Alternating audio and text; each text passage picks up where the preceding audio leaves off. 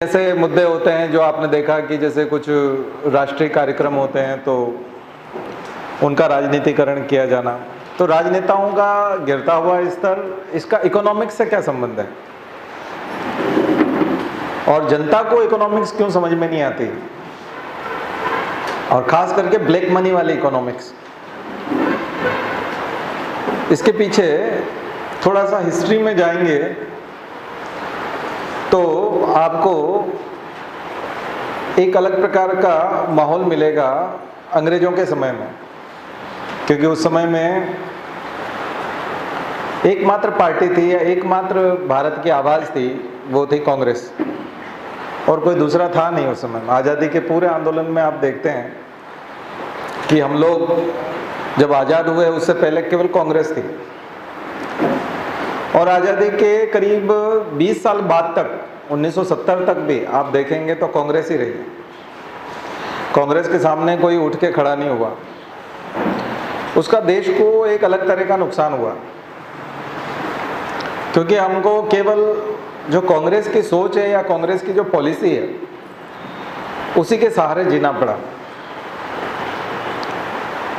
तो वो नुकसानदायक थी या फायदेमंद, ये तो वक्त की बात है, क्योंकि उस समय में जो परिस्थितियां थी और राजनेताओं ने जो भी निर्णय लिए, और इसका सबसे बड़ा असर जो है वो संघवाद के ऊपर आया, फेडरलिज्म के ऊपर।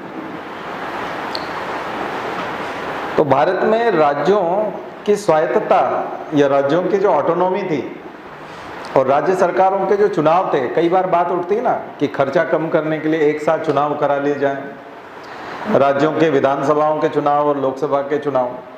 शुरू में ये आवश्यकता क्यों महसूस नहीं हुई?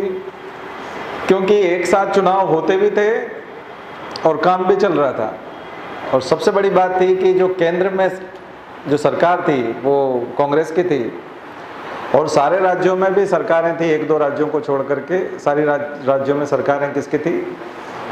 कांग्रेस की थी। तो जो लड़ाई होती है राज्यों और केंद्र के बीच, वो लड़ाई कहीं दिखाई नहीं देती। अधिकारों की लड़ाई, वर्चस्व की लड़ाई दिखाई नहीं देती। लेकिन इसका काले धन से क्या संबंध है, और इन सब राजनीति का काले धन से क्या संबंध है?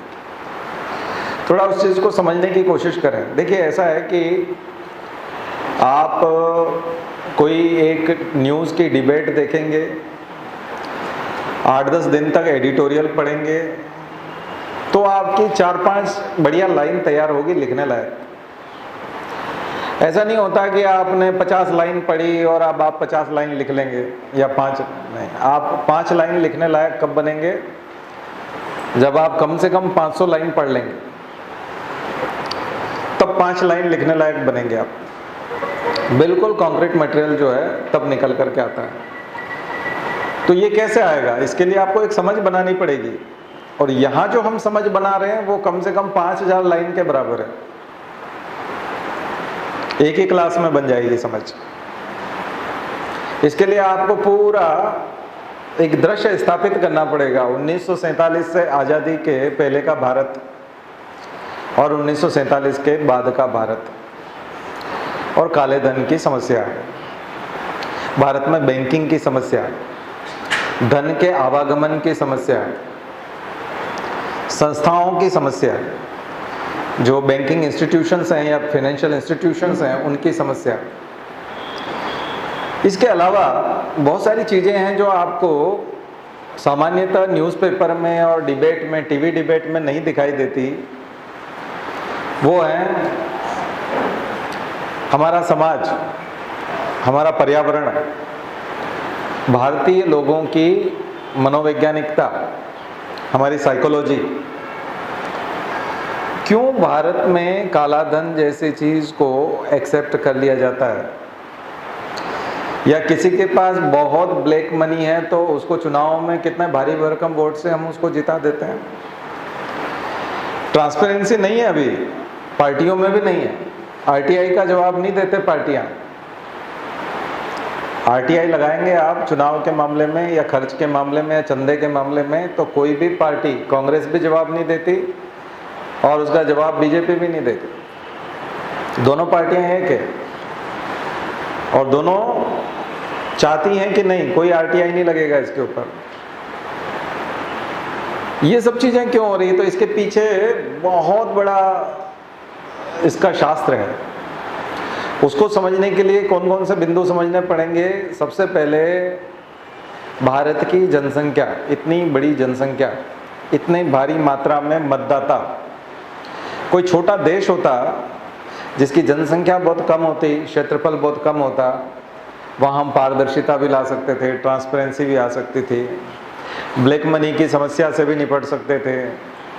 आप अगर लोगों को वंचित करोगे कि बैंक में ही पैसा रखो, घरों में पैसा नहीं होना चाहिए, नगद पैसा आपके पास नहीं होना चाहिए, तो बहुत सारे भारतीयों की मनोविज्ञान जो है वो ऐसा है कि वो जब तक हाथ में पैसा रख नहीं लेते, गिन नहीं लेते, तब तक वो अपने आप को मानते नहीं कि उनके पास पैसा है। इस मनोविज्ञान को हम लोग कैसे बदलेंगे? उसके साथ साक्षरता आनी चाहिए, पढ़ाई लिखाई होनी चाहिए। यानी इतनी बड़ी जनसंख्या है तो उसके साथ साथ साक्षरता भी ज़्यादा होनी चाहिए।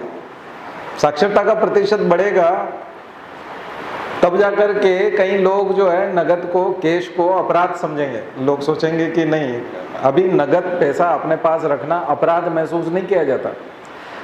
अभी पुलिस वाले पकड़ रहे हैं ना कि 50,000 रुपये से ज़्यादा यदि आपके पास कैश है, आचार संहिता, मॉडल कोड ऑफ कंडक्ट लगा हुआ है, 50,000 रुपये से ज़्यादा लेकर के आप ट्रेवल कर रहे हैं तो आपका जब्त कर लिया जाएगा। आपको कारण बताना पड़ेगा कि ये कहाँ से लेके आए, जबकि वो ब्लैक मनी नहीं है तो भी जब्त कर लिया जाएगा अभी तो, एक बार तो। बाद में फिर सॉल्व की जाएगी प्रॉब्लम आपकी कि वाकई में आप उसका सोर्स बता देंगे कि ये मैं वहाँ से लेके आ रहा हूँ और ये मेरा ही पैसा है, ये कोई चुनाव में जो है इसी प्रकार का हवाला का कोई पैसा इधर उधर नहीं जा रहा है।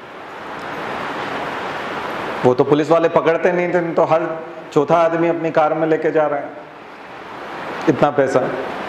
वो तो कोई कोई कार जो है वो पकड़ते हैं तो उसमें वो निकल आता है और उसके ऊपर कार्रवाई करते हैं। तो ये सब चीज़ें भारत में कैसे हैं? आप सोचेंगे इनसे हम लोग आसानी से निपट लेंगे, या बैंकिंग रिफॉर्म करके निपट लेंगे, या सरकार कानून बना करके निपट लेगी। सबसे बड़ी समस्या मैंने आपको बताई, पॉपुलेशन। पॉपुलेशन बहुत ज़्यादा है और हमारे पास पुलिस और जो एजेंसीज़ हैं जो निगरानी करती है या जो ब्लैक मनी को ट्रेस कर सकती है, जो रोक सकती है, उसके आवागमन को रोक सकती है, ऐसी संस्थाओं में लोग नहीं है हमारे पास चेकिंग करने के लिए। आप अभी चेकिंग करने लग जाएंगे बोर्ड ऑफिस पे तो भीड़ लग जाएगी, जाम लग जाएगा, सारी अव्यवस्था पैदा हो जाएगी और इसमें उसका फायदा, इस अव्यवस्था का फायदा और दूसरे एनार्किस्ट और ऐसे लोगों को मिल जाएगा। दूसरी घटनाएं हो सकती है उसके बहाने। आप कर नहीं सकते, जनसंख्या बहुत है, आपके पास उतना अमला नहीं है। बैंकों का औपचारिकरण जो हम लोगों ने किया है वो इतने अच्छे से हम लोग अभी कर नहीं पाए। अभी बहुत सारे बैंक हैं जहाँ पर इंटरनेट बैंकिंग नहीं होगी, अभी वो कागज पे काम करते हैं। ढेरों बैंक हैं अभी। अधिकांश बैंक में स्टाफ नहीं है, ट्रेंड स्टाफ नहीं है। कई लोग कंप्यूटर पे बस सीखते रहते हैं, आप देखते हैं बैंक में जाते होंगे तो अभी भी वो सीख रहे होते हैं, उनको आता नहीं है अभी भी चलाना ढंग से। तो हम जिन चुनौतियों से कर रहे हैं, एक प्रॉब्लम हो गई जनसंख्या की, दूसरी प्रॉब्लम हो गई इंफ्रास्ट्रक्चर की, कि भारत में इकोनॉमी के सुधार के लिए। और हमारे यहाँ चर्चा कहाँ होती है? थिंक टैंक कौन हो गया? NITI Aayog, finance commission. ये लोग कौन है? ये लोग कॉन्वेंट और ऐसे इंग्लिश मीडियम के स्कूलों से पढ़ के निकले, इन्होंने गांव देखे नहीं और हमारे यहाँ की लोकल स्थानीय समस्याओं को जानते नहीं हैं। और ये ऐसे रूम में बैठ कर के वहाँ पर वो डिसाइड कर देते हैं कि भारत के लिए ये ठीक रहेगा। बात समझ में आई ना? और दूसरा पॉलिटिकल प्रेशर इन लोगों के ऊपर। अभी आपने देखा कल एक प्रेस कॉन्फ्रेंस कर रहे थे इसके ऊपर, जो मिसाइल छोड़ी थी उसके ऊपर। अब वो ऑलरेडी नीति आयोग में है और पहले DRDO में भी रह चुके हैं। लेकिन यहाँ पर जो वो बात कर रहे थे उसमें क्या झलक रहा था? चुनाव का प्रचार झलक रहा था ना। अब मॉडल कोड ऑफ कंडक्ट कहाँ गया? अब प्रधानमंत्री के खिलाफ क्या निष्कर्ष आएगा कमेटी का, वो बात अलग है। लेकिन कमेटी बना देना कितनी बेकार चीज़ है किसी प्रधानमंत्री के लिए। प्रधानमंत्री के लिए कमेटी बना देना ही अपने आप में बहुत बड़ी चुनौती है कि आपके लिए कमेटी बनाई जा रही है।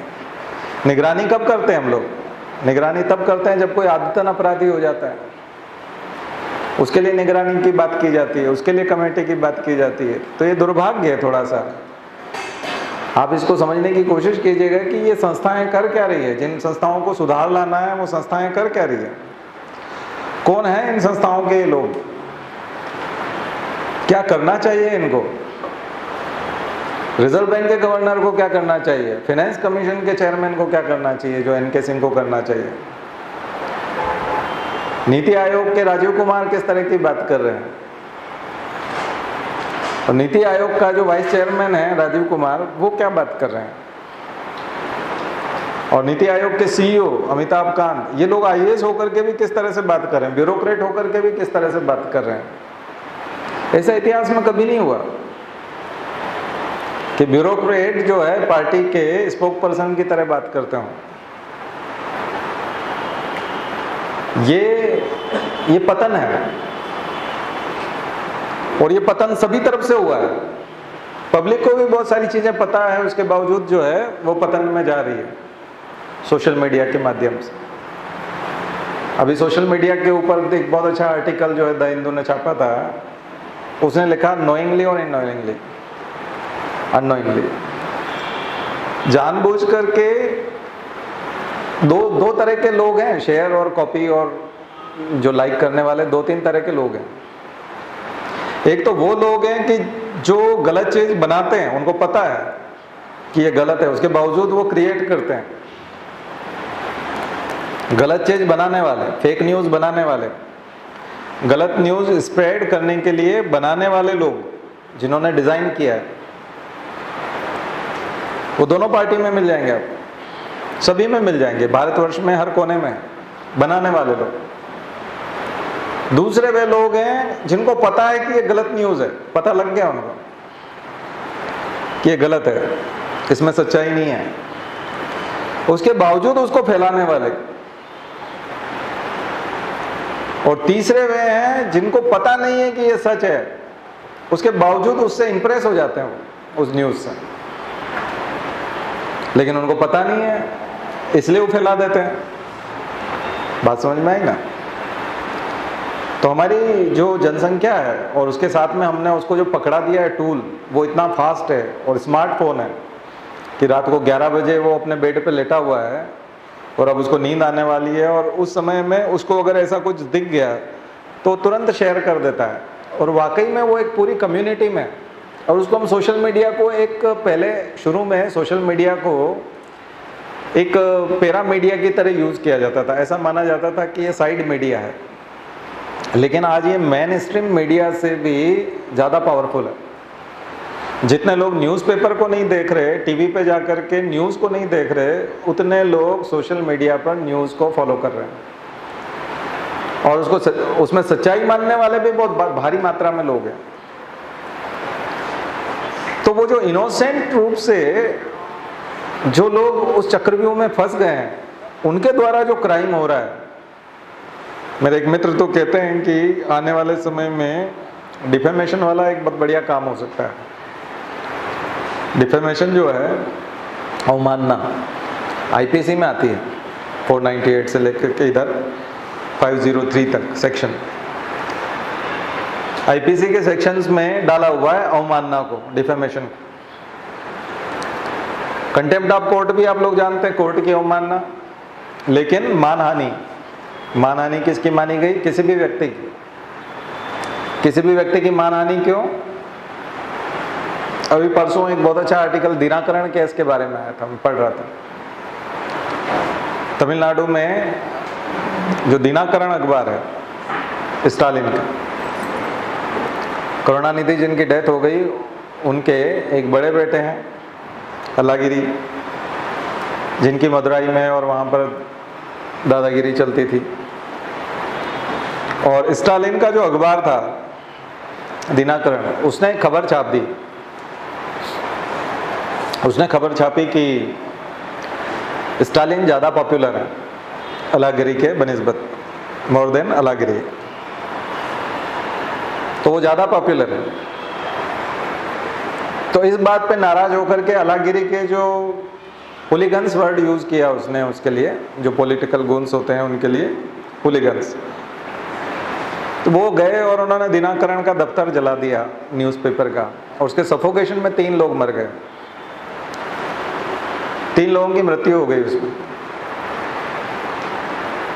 तो वहाँ की जो लोअर कोर्ट थी उसने सबको बरी कर दिया और किसी को सजा नहीं मिली।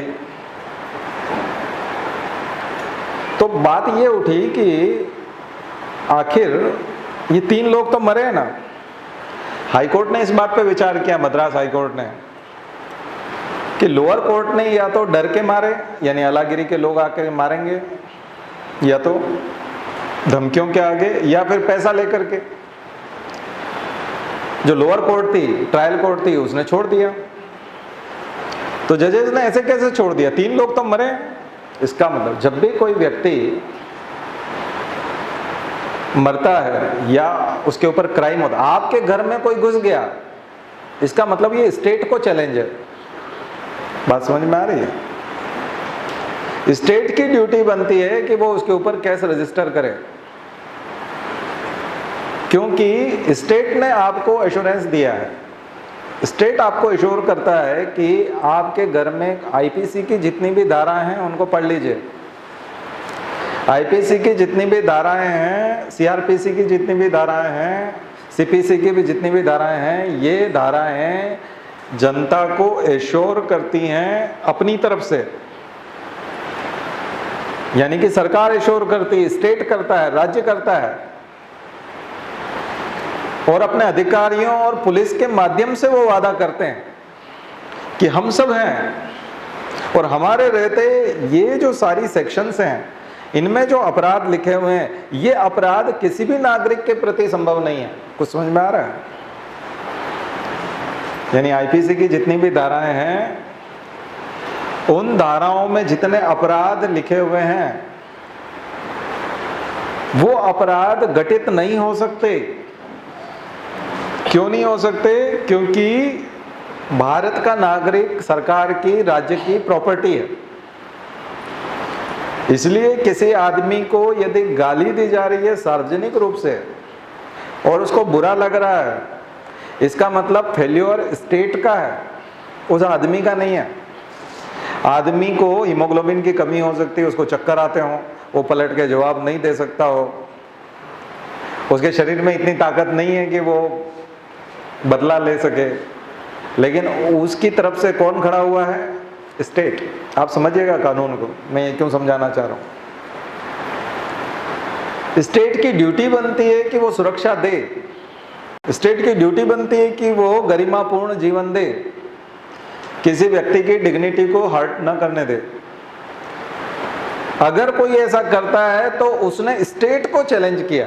जैसे मान लिया जाए आप किसी बहुत ताकतवर आदमी, गांव के या शहर के किसी बहुत प्रतिष्ठित आदमी के बच्चे को 2-4 चांटे लगा दें, तो फिर बाद में आके वो पिटाई करता है कि नहीं?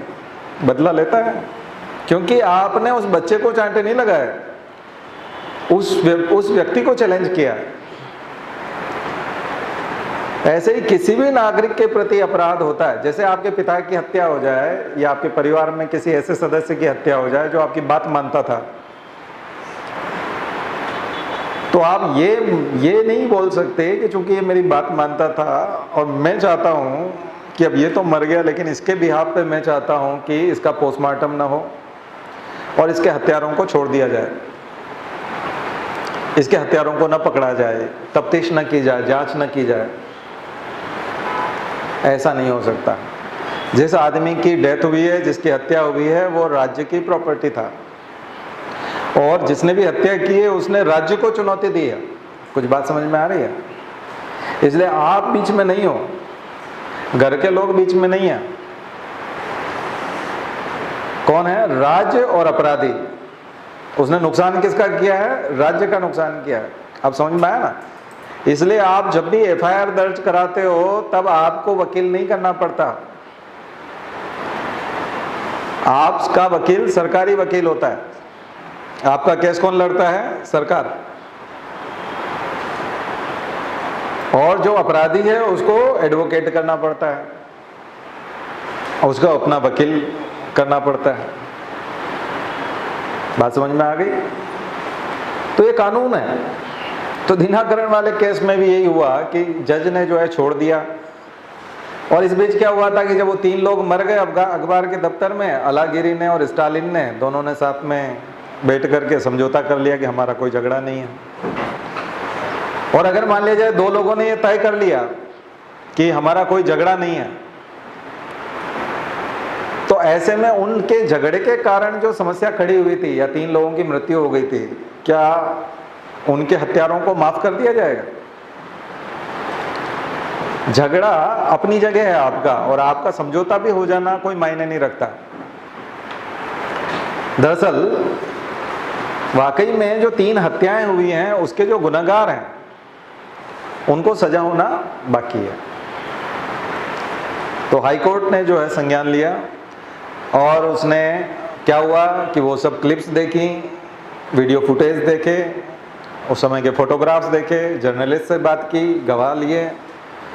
भारत में गवाहों के लिए विटनेस के प्रोटेक्शन का एक्ट बहुत कमज़ोर है नहीं है। अभी विटनेस प्रोटेक्शन एक्ट आना है। यूएस और बहुत सारे देश ऐसे हैं जहाँ पर विटनेस को बहुत ज़्यादा प्रोटेक्शन दिया जाता है। हमारे यहाँ गवाहों को सुरक्षा नहीं दी जाती, इसलिए आधे से अधिक केस गिर जाते हैं कोर्ट में। केस के गिरने का कारण यही है, इक्विटल हो जाता है, बरी हो जाते हैं, बाइज्जत बरी हो जाते हैं, गुनहगार जो है छूट जाते हैं। उसका कारण है कि गवाह डर जाते हैं, और गुनहगार हमेशा बदमाश आदमी होता है, डराने वाला आदमी होता है, और उसमें ताकतवर भी होता है, उसमें ताकत भी होती है, उसके पास पैसा भी होता है, तभी वो बदमाश भी है। इसलिए मैंने आपको बताया था मसल पावर के साथ में बदमाशी आती है, इसलिए मसल पावर नहीं बढ़ने दिया जाना चाहिए। इसीलिए अतिरिक्त पैसा किसी के पास नहीं आने दिया जाना चाहिए। इसलिए सरकार की ड्यूटी बनती है कि वो प्राइवेट लोगों की मदद नहीं करे, वो समान वितरण की बात करे, इंक्लूसिव ग्रोथ की बात करे। तो मैं आऊँगा यूबीआई तक और न्यूनतम आय तक।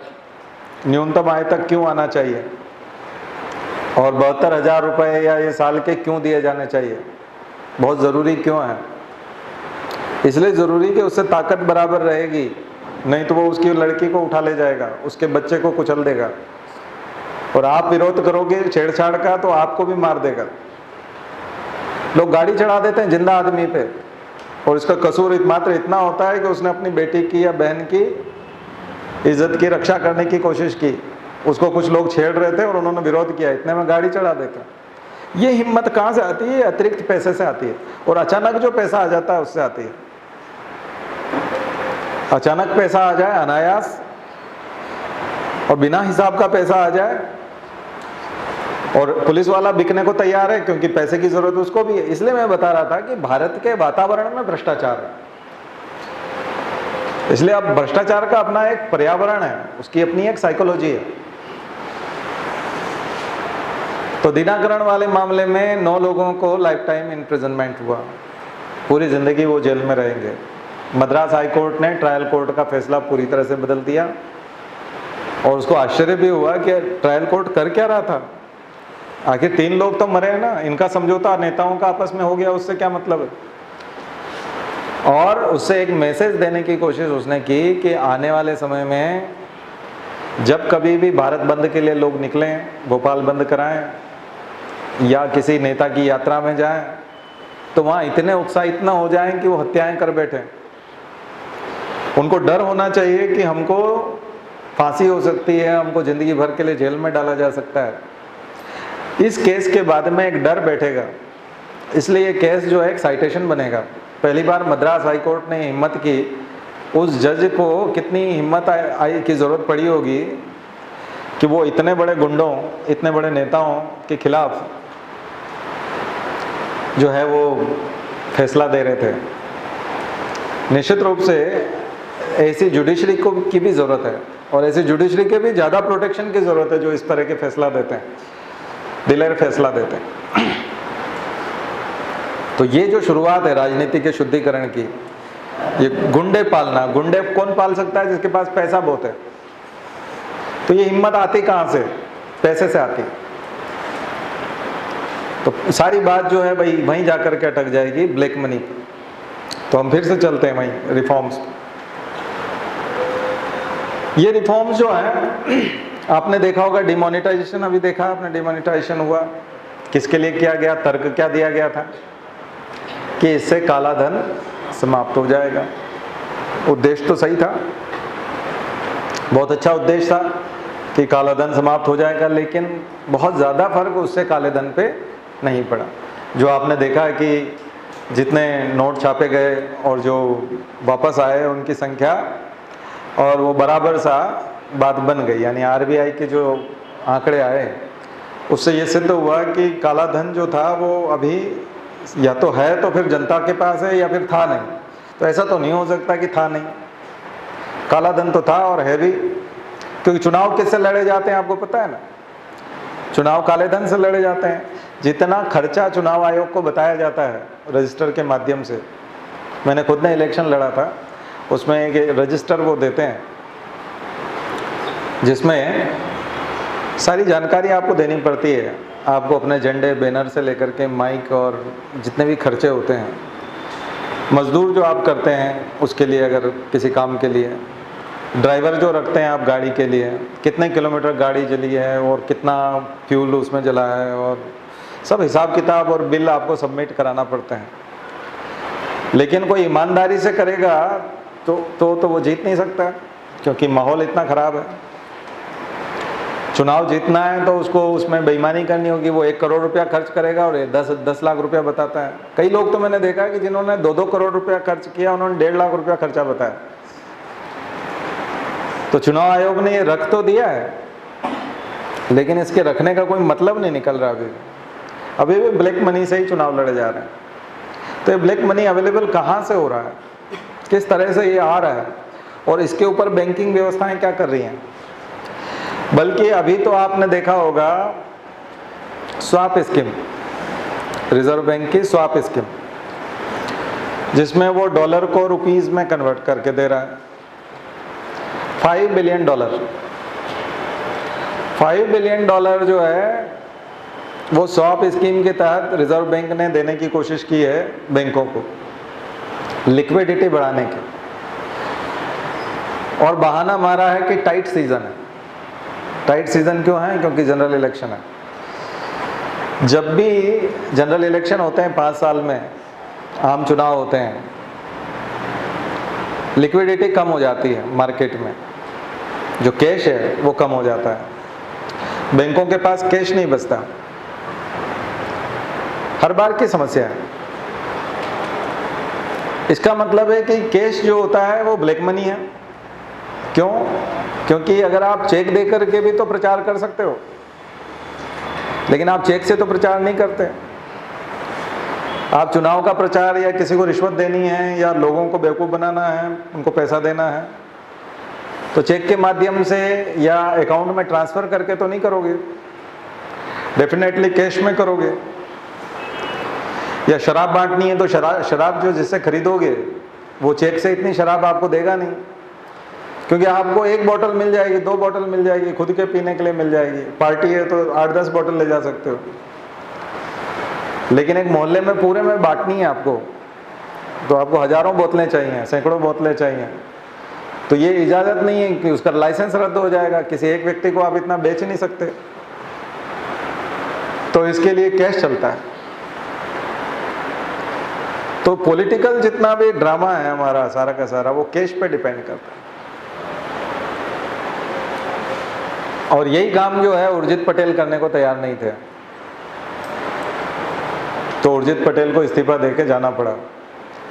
शक्तिकांत दास आए तो उनको कहा गया कि आप 30,000 करोड़ रुपया, 35,000 करोड़ रुपया कैश बैंकों को अवेलेबल कराइए, स्पेशली चुनाव के लिए।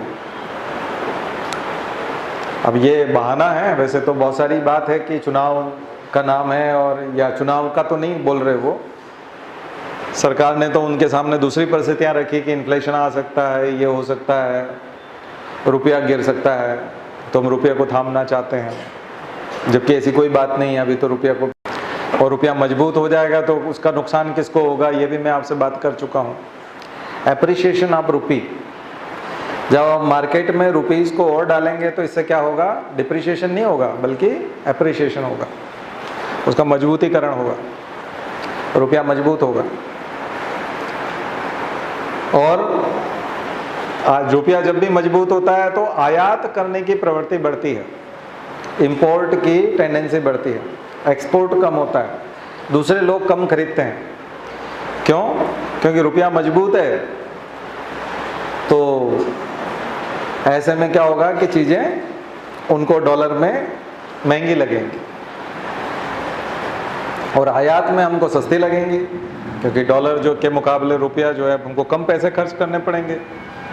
हम रुपए में कम देंगे और डॉलर की मूल्य तो आप किसी का देखते हैं कि ये $79 का है तो वो तो $79 का रहेगा। बात समझ में आई ना? इसलिए आयात की प्रवृत्ति जो है वो बढ़ती है।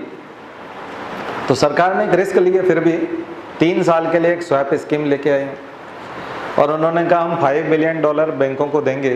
बैंकों के पास जो डॉलर पड़ा हुआ है वो डॉलर रिजर्व बैंक में जमा करा दें और हमसे रुपए ले लें।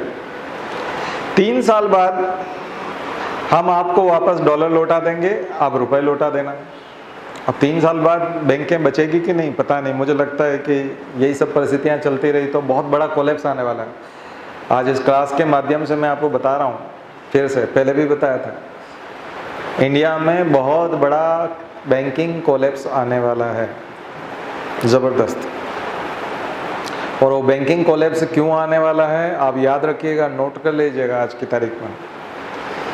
क्यों आने वाला है बता दिया मैंने। पहली बार इतिहास में ऐसा हुआ है कि आपके पास, किसी बैंक के पास अगर 10 करोड़ रुपया जमा है तो 12 करोड़ रुपया उसने लोन दे रखा है। पहली बार हुआ है ऐसा। आज से पहले कभी ऐसा नहीं हुआ था कि बैंक के पास 10 करोड़ रुपए थे और उसने 12 करोड़ लोन दिया हो। इसका मतलब उसके पास जितना पैसा जमा है, लोगों ने, इन्वेस्टर्स ने जमा करा रखा है, उसने कर्जा लेकर के लोन दे रखा है। और कर्जा लेकर के लोन दे रखा है और एनपीए होने का प्रतिशत कहाँ पहुंच गया है, 16% तक। यानी कि 1000 रुपये जब दिया जाता है लोन तो 160 रुपया डूब जाता है पक्का। तो जितना ज्यादा लोन दिया जाएगा उसमें डूबने के चांस बढ़ते जाएंगे, डूबने वाले चांस बढ़ते जा रहे हैं क्योंकि लोन ज्यादा दिए जा रहे हैं। और सरकार ने जब लोन देने से और फोर्स किया तो उर्जित पटेल ने मना कर दिया। रघुराम राजन तो पहले ही मना कर चुके थे, उन्होंने तो डिफॉल्टर्स की लिस्ट भी भेजी थी, बताया था ना केस। वो डिफॉल्टर्स की लिस्ट भेज दी थी पहले ही कि इन लोगों का एनपीए हो चुका है और होने वाला है। और आज तो मैं एक और आर्टिकल पढ़ रहा था, उसमें बड़ी कमाल की चीज है कि बैंकों को ये कैसे पता चले कि ये डिफॉल्टर होने वाला है। उसकी हरकतों से पता लगा सकते हो आप। किसी के बैंक अकाउंट के चाल चलन से आपको पता लग सकता है कि यह आदमी डूबने वाला है। तब आप उससे उसी समय वसूली कर सकते हो जब उसके पास कुछ है। ऐसा नहीं कि नीरव मोदी और माल्या और ये अचानक से भाग गए। इनके सिम्टम्स 2-3 साल पहले से दिखाई दे रहे थे। सही समय पे अगर इनको पकड़ा गया होता, क्योंकि इनका जो बिहेवियर था, आपके यहाँ पे भी कोई दिवाला निकाल के भागता है तो उसका असर पहले से दिखने लगता है। आपका पैसा अगर कोई लेके गया और नहीं देने वाला है तो आपको पता नहीं चलता, वो घुमाने लगता है। अभी नहीं दूंगा, कल दूंगा, 1 महीने बाद दूंगा, 1 महीने बाद फिर बोलता है, फिर एक दिन आपको पता चलता है कि वो नहीं देगा। उससे पहले मुझे लगता है कि उससे काफी पहले आपको पता चल चुका होना चाहिए। तो इसके लिए एक प्रॉपर ट्रेनिंग जो है बैंकों को दी जानी चाहिए। तो आज उसके बारे में एक बहुत अच्छा आर्टिकल था, तो मैं उसी सीक्वेंस में बात कर रहा हूँ। तो कितना पैसा हम लोगों ने, $5 बिलियन 3 साल के लिए 35,000 रुपए, 35,000 करोड़ रुपए। कहाँ डाले जाएंगे? बैंकों को दिए जाएंगे। किस काम के लिए? लोन के लिए और नगद उपलब्ध कराने के लिए। कैश उपलब्ध रहेगा बैंकों के पास इतना। और क्यों माना गया कि अभी टाइट सीजन है, अभी इलेक्शन का समय है और उसमें कैश की ज़रूरत पड़ेगी। इससे अंदाज़ा लगा सकते हैं आप। ये काम हम अब कर रहे हैं आचार संहिता लागू होने के बाद। आचार संहिता लागू होने के बाद, हालांकि ये एक रिजर्व बैंक का काम है इसलिए इसके ऊपर आचार संहिता की बात नहीं आएगी, लेकिन लक्षण आपको कहीं न कहीं दिखाई दे रहे हैं कि हम किस ओर जा रहे हैं। और हम ऐसी ऐसी संस्थाएं जो निष्पक्ष रही हैं, रिजर्व बैंक पे कभी दाग नहीं आया, ऐसी ऐसी संस्थाओं को भी राजनीति में घसीट रहे हैं, उनको भी अपने काम के लिए हम यूज कर रहे हैं। कल के द हिंदू में, परसों के उसमें आपको सी रंगराजन का एक बहुत अच्छा आर्टिकल देखने को मिला। सी रंगराजन 12वें वित्त आयोग के अध्यक्ष थे और उन्होंने फिस्कल फेडरलिज्म के बारे में बताया। वो बता रहे थे फिस्कल फेडरलिज्म के बारे में और बात भी कर रहे थे। उन्होंने नीति आयोग का प्रश्न भी उठाया, वित्त आयोग का भी उठाया। एनके सिंह हमारे 15वें वित्त आयोग के अध्यक्ष हैं। उनकी नियत के साथ भी वो गए कि कैसे हम लोग काम कर रहे हैं और वित्त आयोग में हमको क्या करना चाहिए और नीति आयोग में क्या करना चाहिए। तो पूरे हिस्ट्री से गए और हिस्ट्री जो मैं आपको बता रहा था कि फेडरलिज्म की भावना के आधार पर काम क्यों नहीं हो रहा है। भारत में राज्यों को जितना पैसा दिया जाना चाहिए उतना पैसा क्यों नहीं दिया जा रहा है और केंद्र अपनी सारी योजनाओं के माध्यम से क्यों। देखिए, एक मैं संयुक्त परिवार के माध्यम से आपको एक एग्जाम्पल देना चाहता हूँ। एक संयुक्त परिवार है और जो पिता है उसमें जो दादा है या पिता है जो घर का पुराना मुखिया है, उसके 5 बच्चे हैं। अब उनकी शादी हो चुकी है और वो उनके अपने अपने परिवार है, लेकिन संयुक्त परिवार है। सबका खाना एक साथ बनता है, खर्चा एक साथ होता है। सब बच्चे कमा के लाते हैं तो पिता को दे देते हैं, सारे बच्चे, और उनको जो खर्चे की ज़रूरत होती है वो उनसे लेते हैं। तो ऐसे में क्या होता है कि जैसे एक बच्चा ऐसा है जिसके 2-3 बच्चे हैं और वो सब स्कूल कॉलेज में पढ़ रहे हैं। किसी के बच्चे कॉलेज में हैं, किसी के छोटे बच्चे हैं, किसी की अभी शादी नहीं हुई है, किसी की शादी हुई है लेकिन अभी बच्चा नहीं है, और किसी का एक बच्चा है वो स्कूल में है। मुझे लगता है कि वो पिता पैसा आवश्यकता के हिसाब से देता होगा। अगर वो बराबर हिस्सेदारी कर दे कि मेरे 5 बच्चे हैं और अलग अलग कमा के लाते हैं और मैं इनका बराबर हिस्सेदारी कर दूं, तो ये गलत होगा। जिसकी जितनी आवश्यकता है, जिसको जितनी नीड है और जिसका जितना एक्सपेंडिचर है, जितना खर्च है, उस आधार पे वो पिता उसको पैसे का डिस्ट्रीब्यूशन करता होगा।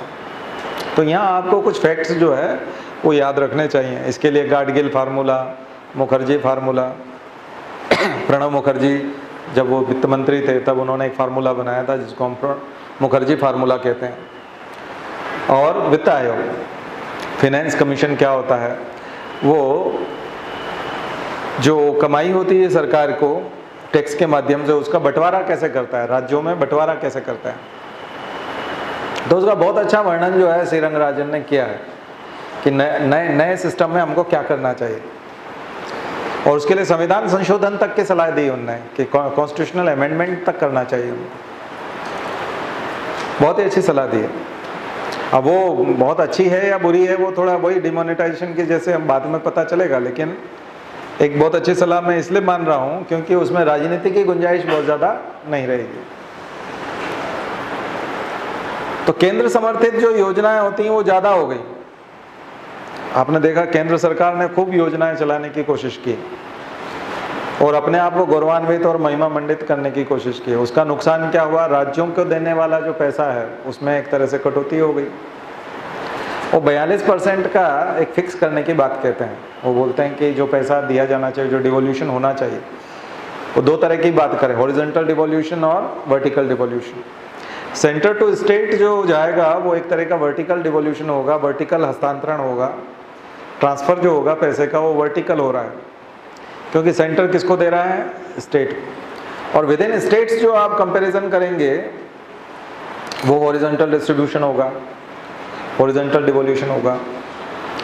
तो आपको देखना पड़ेगा एक्सपेंडिचर को भी और अर्निंग को भी।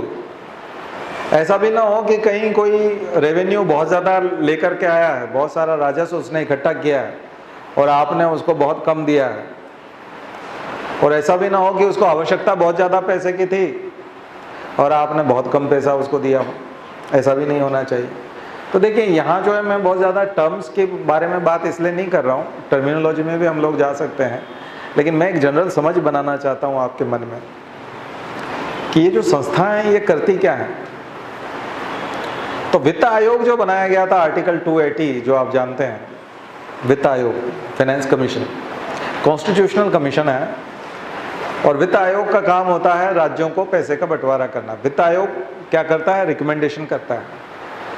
लेकिन वित्त आयोग जब हमारे कॉन्स्टिट्यूशन में बना, साथ साथ कॉन्स्टिट्यूशन ने हमारे यहाँ योजना आयोग भी बनाया था, प्लानिंग कमीशन भी बनाया था। और प्लानिंग कमीशन जो 1950 में बनाया था, उसका काम था वित्त आयोग की जो अनुशंसाएं हैं, फाइनेंस कमीशन ने जो रिकमेंडेशन दी हैं, उन रिकमेंडेशंस को एग्जीक्यूट कराना। वो एग्जीक्यूशन की बॉडी थी। लेकिन इस सरकार ने क्या किया? उस एग्जीक्यूटिव बॉडी को खत्म कर दिया। उसकी जगह क्या ले आए? नीति आयोग। और नीति आयोग को बोला गया कि ये एक थिंक टैंक होगा, ये एग्जीक्यूट नहीं करेगा, बल्कि ये क्या होगा? ये विचार करेगा। तो विचार तो उसने किया है, किसने?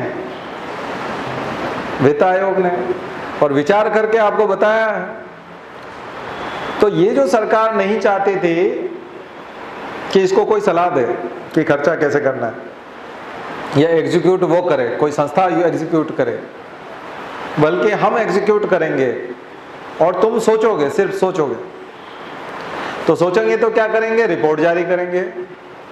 आप रिपोर्ट जारी करो, आंकड़े जारी करो और सोच के अपने विचार बताओ, लेकिन आप करोगे कुछ नहीं। तो रंगराजन जो है इसमें वो बात करते हुए कहते हैं कि कभी बाय चांस अगली जो कोई सरकार आई, मान लिया जाए, और दूसरी सरकार आई और उसको योजना आयोग को फिर से बनाने की इच्छा हुई और नीति आयोग को खत्म करने की इच्छा हुई, तो ये ड्रामा चलता रहेगा। फिर सरकार बीजेपी की आएगी और कोई मोदी जैसे व्यक्ति और हों, वो फिर आकर के नीति आयोग को फिर बना देंगे, योजना आयोग को फिर खत्म कर देंगे। तो ये तो ड्रामा चलता रहेगा। ये हो क्या रहा है? तो बोलते हैं कॉन्स्टिट्यूशनल अमेंडमेंट लाने की जरूरत है और फिक्स किया जाना चाहिए कि राज्यों को क्या दिया जाना है और राज्यों को क्यों दिया जाना है, और क्यों दिया जाना है? आवश्यकता के हिसाब से दिया जाना है, डिमांड के हिसाब से, उनके खर्चे के हिसाब से, उनकी नीड के हिसाब से आप उनसे दीजिए। और उसके साथ साथ ये भी देखने की कोशिश कीजिए कि उन्होंने रेवेन्यू कितना अर्न किया है। यही बात मुखर्जी फार्मूला और गाडगिल फार्मूला में आप देखते हो।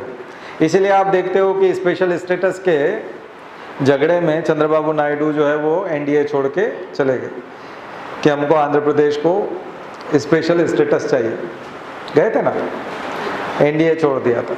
तो ये विशेष राज्य का दर्जा क्या होता है? विशेष राज्य का दर्जा इकोनॉमिक आधार पे होता है, आर्थिक मदद मिलती है, आर्थिक सहायता मिलती है।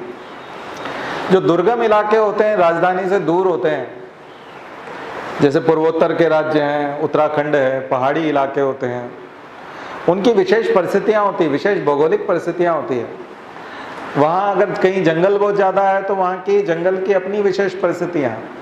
तो भारत में कई प्रकार की समस्याएं हैं, जो मैं आपको बात बता रहा था कि यहाँ की भौगोलिक समस्याएं भी हैं, यहाँ की जनसंख्या की समस्याएं भी हैं, इंफ्रास्ट्रक्चर की प्रॉब्लम भी है, मनोविज्ञान की प्रॉब्लम भी है, और पर्यावरण का कारक भी है, पर्यावरणीय कारक भी है। और फिर एक आर्थिक समस्या है जिसको हम बोलते हैं कृषि प्रधान देश होना। भारत का कृषि प्रधान होना भी अपने आप में एक समस्या है। और हमारी कृषि किस पे निर्भर करती है? मानसून पे निर्भर करती है। इस बार फिर एल नीनो का खतरा है, इस बार फिर सूखा पड़ने की संभावना है। तो हर 3-4 साल बाद एल नीनो आएगा, एक आध साल ला नीना आएगा, तो कभी बाढ़ आएगी, 3-4 साल बाद सूखा अवश्य पड़ेगा। तो हम लोग इस तरह की भौगोलिक परिस्थितियों को भी लिए हुए बैठे हैं। तब ऐसे में हम बैंकिंग सिस्टम में ऐसा क्या सुधार कर लेंगे, राजनीति में क्या सुधार कर लेंगे, नैतिकता का विकास कैसे कर लेंगे, इस चीज़ को समझने की ज़रूरत है। कल जैसे प्रेस कॉन्फ्रेंस की और जनता को संबोधित किया मोदी जी ने, कोई गलत नहीं किया, वैसे देखा जाए तो कोई गलत नहीं किया, कर सकते हैं, लेकिन एक नैतिकता की बात होती है, राजनीतिक नैतिकता की बात होती है। नैतिकता की बात ये कि इलेक्शन चल रहे हैं और एक रूटीन प्रक्रिया है। आपने डिमोनेटाइजेशन किया, रिजर्व बैंक के गवर्नर को प्रेस कॉन्फ्रेंस करनी थी, मोदी जी ने कर दी, राष्ट्र के नाम संबोधित कर दिया, तो सारा फिर उसका ठीकरा भी उन्हीं के माथे फूटा। आपने देखा सब लोग उन्हीं को गाली दे रहे थे, जबकि वो रिजर्व बैंक का प्रोसेस था और रिजर्व बैंक के किसी भी व्यक्ति को उसका प्रेस कॉन्फ्रेंस करना था और वही बताता कि हम नोट बंद करने जा रहे हैं। बहुत सिंपल सी बात थी। उसमें आपने मॉम मिशन जब हुआ तब आपने देखा इसरो से भी उन्होंने प्रेस कॉन्फ्रेंस कर दी। अब DRDO के किसी एक कर्मचारी को करनी थी, कल उन्होंने कर दी। दरअसल क्या है कि एक नीति नियम जो है वो सिंपल है, ये कहीं लिखा हुआ भी नहीं है, बहुत ज़्यादा चीज़ें लिखी भी नहीं होती, ये सिंपल होती है। आप किसी रास्ते पे आप देखेंगे कि जो सिंगल रोड होता है, उस सिंगल रोड में 70-80 की स्पीड से उधर से तेज़ी से कार आ रही होती है और आप भी इधर से बाइक या कार लेके जा रहे हैं, उधर से भी कार या बाइक आ रही है। ये क्या है? ये एक नैतिकता है कि वो बाएं चलेगा और आप इधर बाएं से चलेंगे, और आपको भी गाड़ी धीमी करने की ज़रूरत नहीं है, उसको भी धीमी करने की ज़रूरत नहीं है। दोनों के अंदर एक म्यूचुअल अंडरस्टैंडिंग है। जिस व्यक्ति को आप जानते नहीं हैं, पहचानते नहीं हैं, उसका नाम भी आपको नहीं पता, उसकी उम्र भी नहीं पता है कि सामने कार चलाता हुआ कौन आ रहा है, और 300-400 मीटर से आपने उसको देख लिया कि बहुत तेज गति से कोई आ रहा है, लेकिन आपने रोकी क्या अपनी गाड़ी? नहीं। आपको ये पता है कि ये इधर से निकलेगा, बात समझ में आई ना? ये कहाँ से निकलेगा? ये इधर रास्ता है, इसकी गाड़ी की जितनी चौड़ाई है उतना रास्ता हमने छोड़ दिया है और हम इधर चल रहे हैं और हम उसी स्पीड से निकलेंगे और दोनों एकदम से निकल जाते हैं। और ऐसा कितनी बार होता है? सैकड़ों बार होता है। अगर आप 400-500 किलोमीटर की लंबाई पे जा रहे हैं तो आपके पास सैकड़ों बार ऐसा होगा कि तब ऐसा रास्ते में कई बार होगा, लेकिन कोई भी मिस्टेक नहीं करता, और मिस्टेक करेगा तो क्या होगा? एक्सीडेंट होगा, समस्या खड़ी होगी, या तो आप जेल में होंगे, अस्पताल में होंगे, या फिर कब्र में या अर्थी पे ठीक है, कहीं न कहीं होंगे ना, इसी तरह से हो। पर ये नहीं होता। राजनीति में भी एक अंडरस्टैंडिंग होती है। अब आप बोलेंगे कि रोड है, हमारी मर्जी है, हमारी गाड़ी हमने खरीदी है, सरकार को टैक्स दिया है, रोड है, हम कैसे भी चलाएं, चलाओ।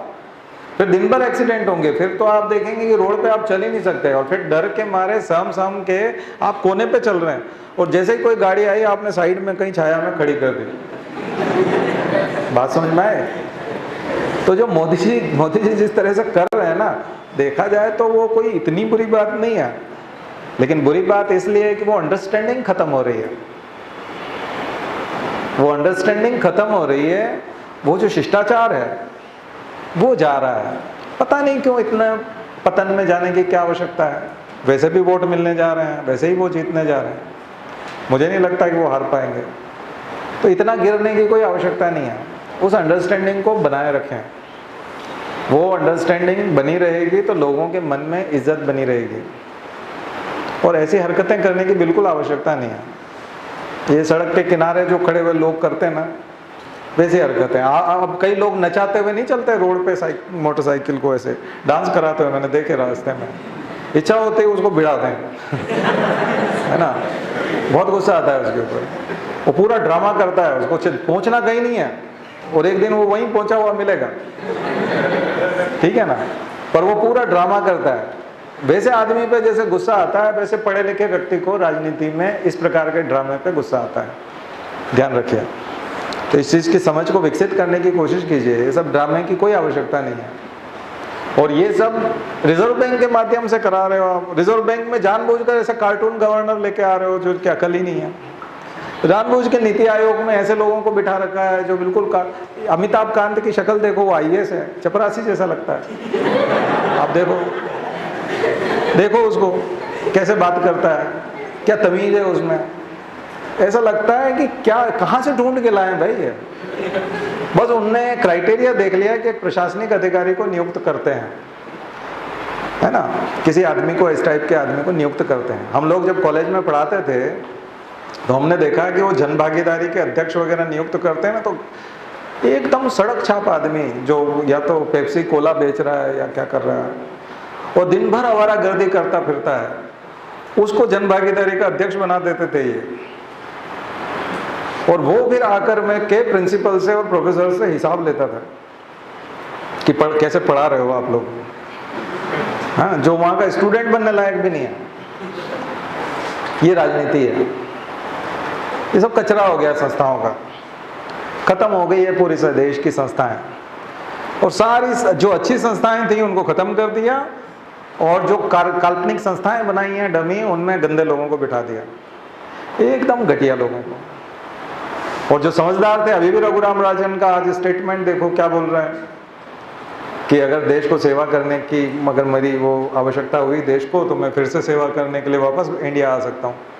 और ये जितने भी लोग हैं, अरविंद पनगड़िया हुए, अरविंद सुब्रमण्यन हुआ, रघुराम राजन हुआ, उर्जित, ये सब लोग अमेरिका या लंदन में पढ़ाने चले जाते हैं, यानी वहाँ की यूनिवर्सिटीज़ को तो उनकी आवश्यकता है। इनमें से एक भी आदमी ऐसा नहीं है कि वो रिजर्व बैंक से या आर्थिक सलाहकार के पद से जाकर के अपना कोई बिजनेस करने लगा हो और उसने बहुत प्रॉफिट कमाया हो। ये सारे लोग टीचर बन जाते हैं वहाँ से जाके। इसका मतलब वो सही लोग हैं। जो भी व्यक्ति सरकार का दामन छोड़ करके टीचर बन जाता हो, इसका मतलब है कि वो सही व्यक्ति है। बात समझ में आ रही ना? क्योंकि उसको लोभ लालच पहले भी नहीं था और अभी भी नहीं है।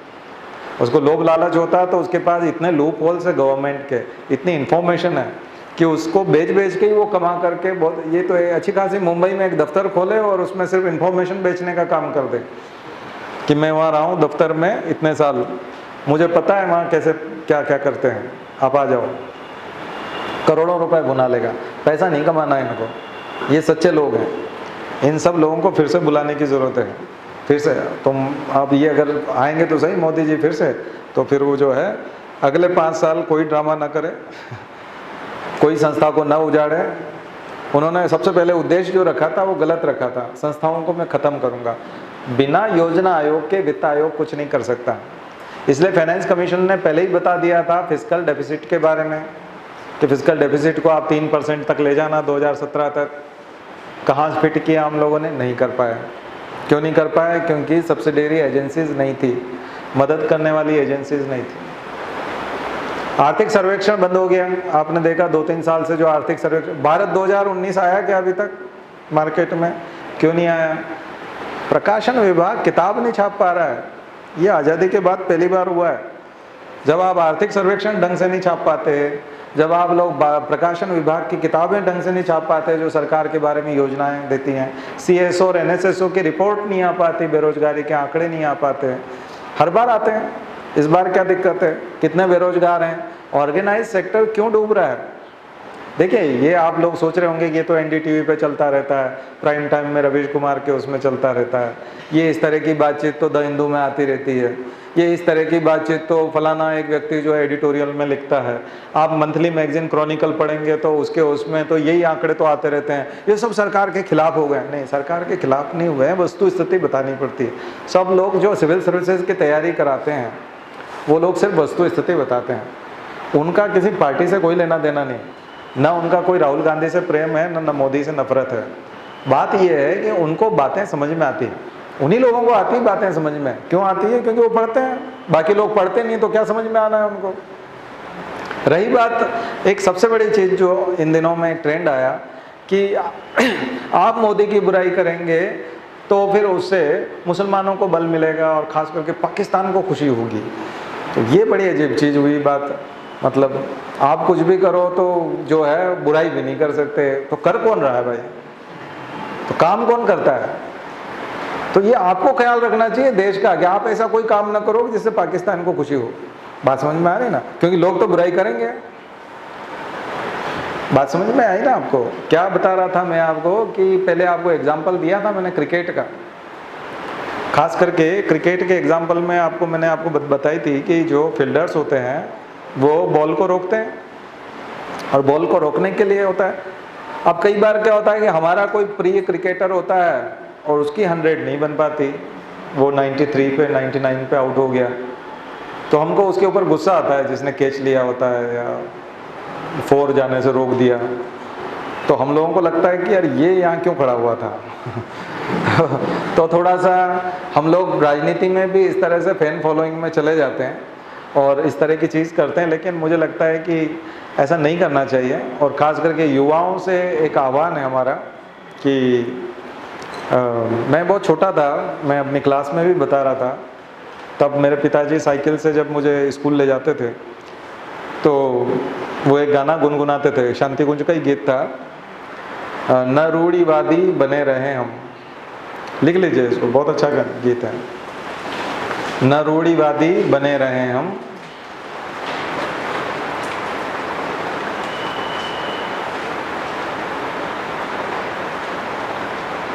बने रहे हम, नया सवेरा जगा रहा है, नया सवेरा जगा रहा है। स्वतंत्र चिंतन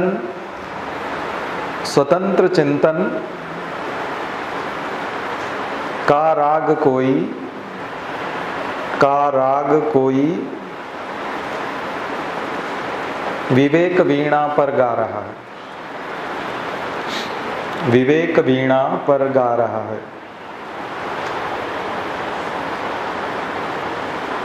तो इस बात में एक संदेश था कि रूढ़िवादी बने रहने की आवश्यकता नहीं है, नया सवेरा जगा रहा है। तो हम लोग स्टेरियोटाइप्ड बिहेव ना करें और रूढ़िवादी तरीके से ना सोचें, बल्कि हम लोग इस तरीके से सोचें कि स्वतंत्र चिंतन का राग कोई विवेक वीणा पर गा रहा है। विवेक की वीणा पर, बुद्धि के, प्रज्ञा, बुद्धि जो हमारी समझ है, विजडम है, उसका उपयोग करते हुए हमको विचार करना चाहिए। सिर्फ हम लोगों ने रूढ़िवादिता के कारण 5 साल में इतना धराशायी कर दिया, इतनी सारी समस्याएं ओढ़ ली, अननेसेसरी हमने इतनी सारी इकोनॉमिक क्राइसिस खड़े कर लिए अपने लिए, और रिजर्व बैंक के सामने इतनी बड़ी बड़ी चुनौतियां खड़ी कर दी। बैंकिंग जो है वो कोलैप्स होने जा रहा है। चारों तरफ का जो वातावरण है, जो रोजगार है, वो कितना समाप्त सा हुआ चला जा रहा है।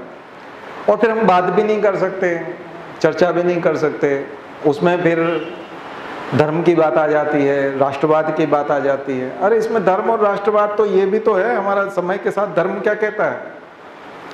समय के साथ धर्म ये कहता है कि आप होश में तो आओ, कॉन्शियस तो हो जाओ कम से कम कि आप कर क्या रहे हो। आप बुद्धिमान नहीं हो, आप पढ़े लिखे नहीं हो, नेताओं के लिए पढ़ाई लिखाई जरूरी नहीं है। हमारे कॉन्स्टिट्यूशन ने अलाउ किया है, मिनिमम योग्यता नहीं रखी है, इसलिए किसी की खिल्ली भी नहीं उड़ानी चाहिए कि कोई 10वीं पास है, 12वीं है या कोई कॉलेज नहीं गया, हमको क्या लेना देना। 5वीं पास भी बन सकता है, ज्ञानी जैल सिंह 5वीं पास थे, और फेल भी हो तो क्या पता, है ना, और वो राष्ट्रपति बने, कुछ भी कर सकता है। भारत में नेता कोई भी बन सकता है, लेकिन नेताओं के भरोसे हमने चीज़ें नहीं रखी। हमारे कॉन्स्टिट्यूशन ने एक ब्यूरोक्रेसी दी है, सपोर्ट करने के लिए प्रशासन दिया है। ब्यूरोक्रेसी की बात माननी चाहिए और ब्यूरोक्रेसी की बात मानते हुए शासन करना चाहिए। तो शासन ठीक से नहीं किया जा रहा, ये एक प्रॉब्लम है, और इसकी वजह से अननेसेसरी बहुत सारी समस्याएं जो है वो निकल के आ रही है। और ये दोनों ही पार्टियों के द्वारा हुआ है। कांग्रेस के द्वारा भी कई बार इतिहास में ऐसी घटनाएं हुई है जिसमें देश को अननेसेसरी गलत राह पे ढकेल दिया है, नुकसान में ले जाया गया है, और कई बार हुआ ऐसा। पर अब जो समय है, मुझे लगता है कि दुनिया में ऐसे समय में जब चाइना हमारे ऊपर हावी होने की कोशिश कर रहा है, पूरी दुनिया में पैर पसार रहा है, इटली तक पहुंच गया, पहला ऐसा G7 का कंट्री है जिसने one belt one road join किया है, OBOR ज्वाइन किया उसने उसके साथ डील की है। इटली में इन्वेस्टमेंट ले रहा है वो, अब चाइना इटली में इन्वेस्टमेंट कर रहा है। अफगानिस्तान से कभी हम सोच नहीं सकते थे कि तालिबान जाएगा, अफगानिस्तान से तालिबान जा रहा है, अफगानिस्तान से अमेरिका जा रहा है और तालिबान आ रहा है। और तालिबान से महाशक्तियाँ बात कर रही हैं, जो महाशक्तियाँ धूल चटाने की बात करती थी तालिबान को, रूस और अमेरिका, वो मॉस्को में मीटिंग कर रहे हैं होटल में, किसके साथ? तालिबान के साथ। बैठक कर रहे हैं। तालिबान एक पार्टी हो गया, नेगोशिएशन की पार्टी हो गया। पार्टी कैसे हो सकता है एक आतंकवादी संगठन? और तालिबान जब अफगानिस्तान में आएगा तो हाफिज सईद को और मसूद अजहर को एक नया ठिकाना नहीं मिलेगा। तो हम किन किन मोर्चों पर कहाँ कहाँ फेल हो रहे हैं, अंतर्राष्ट्रीय परिस्थितियाँ कितनी घातक होते जा रही हैं। और ये जो 14 से 20 वाला जो समय था, ये 14 से 19 का जो समय था, कितना इम्पोर्टेंट समय था, जिसमें हम लोगों को अपने पैरों पे खड़े होकर के अंतर्राष्ट्रीय स्थितियों को संभालना था। और ऐसे समय में हम लोग एक्सपेरिमेंट कर रहे हैं, संस्थाओं को ख़त्म कर रहे हैं, संस्थाओं के साथ प्रयोग कर रहे हैं, इसको हटा रहे हैं, उसको बिठा रहे हैं, वो काम नहीं करेगा, वो इस्तीफा दे देगा, ये ड्रामा हो रहा है, ये रिपोर्ट बंद हो जाएगी, इसको ढक देंगे, वो नहीं आएगी। ये क्या हो रहा है भाई? ये तो कोई अनुशासन नहीं है। और आप इतने ज़बरदस्त हो और सबको डराते हो, तो फिर आपसे डरते क्यों नहीं लोग? इस्तीफा दे के क्यों भाग जाते हैं? डर के मारे भी तो काम करके दिखाए ना। मुझे लगता है कि बहुत कुछ ड्रामा हुआ है, बहुत फालतू चीज़ें हुई है, और ये बिल्कुल पढ़े लिखे व्यक्ति को कतई समझ नहीं आ सकता कि ये क्या हो रहा है। और फिर आप बात करें तो फिर बहुत सारी समस्याएं खड़ी हो जाती हैं। तो पॉपुलैरिटी अपनी जगह है, लोकप्रियता अपनी जगह है, और धर्म का महत्व भी अपनी जगह है, और संघो शक्ति कलयुगे जिस तरह से कहा जाता है, और बहुत सारे संगठन लगे हुए हैं जिताने में, तो वो जीत भी जाएंगे, वो भी कोई समस्या नहीं है। लेकिन मुझे लगता है कि विवेक के सुनना चाहिए, बुद्धि का सुनना चाहिए। मुझे वो जो बचपन का वो गाना जो मैंने आपको लिखवाया है, ये उस समय में समझ में नहीं आता था, बिल्कुल भी समझ में नहीं आता था कि क्या विवेक वीणा क्या होती है और स्वतंत्र चिंतन क्या होता है, क्योंकि बड़े शब्द थे और मैं पहली दूसरी में पढ़ता हूँगा, मुझे नहीं समझ में पड़ता था। लेकिन बाद में जब जैसे जैसे मुझे वो गाना तो याद था और मैं उसको गुनगुनाता था, तो जैसे जैसे समझ आती गई तो मुझे उसके बोल बहुत समझ में आया कि आज के युवाओं को यही निर्देश दिए जाने की ज़रूरत है कि अपने स्वतंत्र चिंतन का प्रयोग करें, एक फ्री माइंड का प्रयोग करें। नहीं तो आप लोग बहुत बड़े फ्रस्ट्रेशन का शिकार हो जाओगे फ्यूचर में। चुनाव अपनी जगह है, वो जीतने वाले जीत जाएंगे, हारने वाले हार जाएंगे, उनसे आपको कोई बहुत ज़्यादा मतलब नहीं होना चाहिए। क्योंकि मुझे नहीं लगता कि अब राजनीति में कोई भी आया तो बहुत बड़ा चमत्कार कर देगा। कोई ऐसा चमत्कारिक महापुरुष मुझे कहीं दिखाई नहीं दे रहा कोई, इसलिए वहाँ कोई बहुत ज़्यादा परिवर्तन नहीं होगा। आप फ्रस्ट्रेशन का शिकार न बने। आज जो मैंने आपको बहुत सारी बातें बताने की कोशिश की है, कल और इससे आगे की बात बताएंगे हम लोग, और इकोनॉमी में एक समझ बनाने की कोशिश करेंगे। और ये जो तंत्र में जो कुछ भी चीज़ें, ये सब करंट से जुड़ी हुई चीज़ें, अब आप न्यूज़पेपर पढ़ेंगे, आलेख पढ़ेंगे तो आपको इन सब का कनेक्शंस मिल जाएगा। तो मैंने समरी बनाने की कोशिश की है सब चीज़ों को एक साथ। लेकिन अगर आप नहीं पढ़ेंगे और इसी में से सोचेंगे ये इन्होंने जो कहा है ये एग्ज़ाम में कहा है, नहीं वो भी आएगा, वो भी अगर आप प्रश्न अगर आपको समझ में आ गया तो उत्तर इसमें से निकाल पाएंगे आप। नहीं, प्रश्न समझने की एबिलिटी लाने के लिए आपको थोड़ा अध्ययन करना पड़ेगा। तो आप मैगज़ीन पढ़ें, मंथली मैगज़ीन पढ़ें, न्यूज़पेपर पढ़ें, और ख़ास करके एक साल का करंट जो है फिर से रिवाइज़ करने की कोशिश करें और थोड़ा पीछे जाने की कोशिश करें। मैं यहाँ जब बात करूँगा आप लोगों से अब, तो उसमें आपको मैं जून या मई 2018 तक ले जाने की कोशिश करूँगा, धीरे धीरे रिवर्स में। क्योंकि अभी की खबरें तो आप लोग न्यूज़पेपर में पढ़ लोगे, लेकिन जैसे जैसे 2 जून का एग्ज़ाम नज़दीक आएगा, मुझे लगता है ऐसे समय में पूरे साल भर के करंट की ज़रूरत पड़ेगी। और पीछे का जो हम लोग भूल गए हैं और जिसको छोड़ आए हैं, या पहले जिन लोगों ने आदत नहीं डाली थी न्यूज़पेपर पढ़ने की, वो भी आदत जो है आपको यहाँ काम आएगी। ठीक है, आपने नहीं पढ़ा, लेकिन मैं आपको बताऊँगा और एग्ज़ाम में आप लोग उन चीज़ों को क्लिक कर पाएंगे। ठीक है, चलिए आज की बातें इसमें।